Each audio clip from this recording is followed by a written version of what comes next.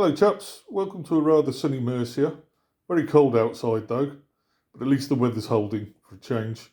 I've been very busy with the project and haven't really had time to sort of record it. And I thought it'd be best to finish it and then show you how much I've done and what it is when I've actually finished the project. The weekend I'm going to be doing, or running I should say, a skirmish game of Donnybrook, um, set in the Monmouth Rebellion in 1685 and uh, taking place during a fictional event.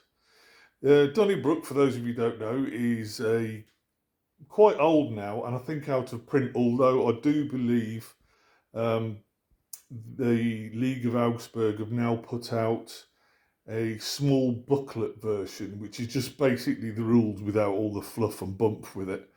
Um, but this version that I've got is now out of print, and it works very similar to Sharp Practice in that it's card driven, and is also, when you build your forces, works very similar to Saga in that you use a point to buy each type of unit for your army. And again, it's between 4 and 8 units per force, gives you a good game. And yeah, so I'm looking forward to putting that on. So I'll show you what I've been doing. So, excuse shaky cam. So over here we have the Royalist force, which is basically made up of 2 units of infantry from the Queen Dowager's Regiment, or more commonly known as Kirk's Lambs, and then behind it a unit of cavalry from Oxford's Blues.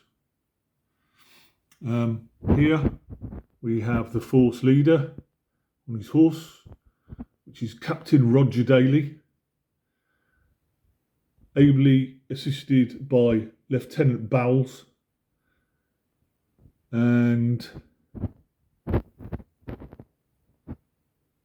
Sergeant O'Leary, and he's perhaps the only normal name in the whole game, I think. Here we have a unit of musketeers, 8 figures strong, and they're regular. Then we have 2 standard bearers. Only one will count in the game, but the flags are from Flags of War and you get 2, so I did 2 standard bearers. Then here we have 2 units of elite grenadiers. They come in 4s, but you can combine units, which is similar again to Saga for those of you who play that game. In Donnybrook, you can take grenadiers as 3s, as units of 3s, and what we've found is that becomes they're a powerful unit, but they don't tend to hang around as long because they've got fewer figures. So we tend to run grenadiers as elites rather than grenadiers, if that makes sense. And then there is a drummer, and then over the back here, like I say, we have Oxford's Blues. The standard with them doesn't count for anything, but just makes the unit look a bit more pretty. Again, Flags of War. Over in the middle here, we have the objectives of the game. A broken down carriage where the trail has snapped off on the rough ground and the horses have bolted, taking the carriagemen with them.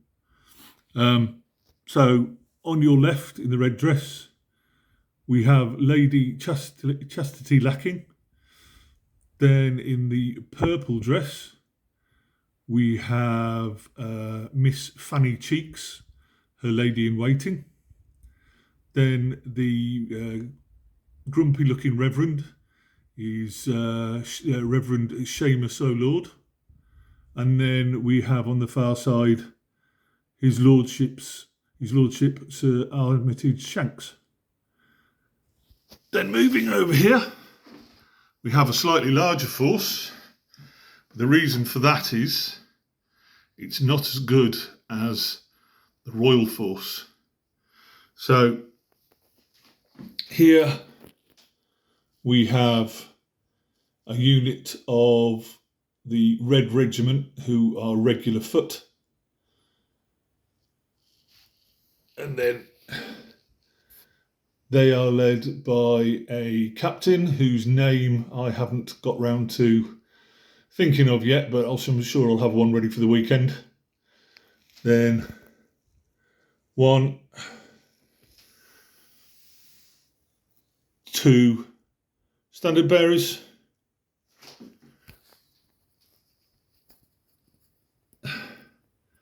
Sergeant, again for the Monmouth force. I haven't come up with names yet. So then we have a recruit level unit made up of musketeers, pikemen and scythemen. Another officer. Another recruit level regiment, again made up of musketeers, pikemen and scythemen. And then over here we have a drummer. And then back here, sorry, shaky cam again, we have a regular unit of horse. The purple coats were what Monmouth brought over with him from Holland and were dished out to regiments initially at Lyme Regis and then in the other recruiting grounds of Dorset and Somerset, but eventually ran out, and a lot of the troops had to wear their own gear.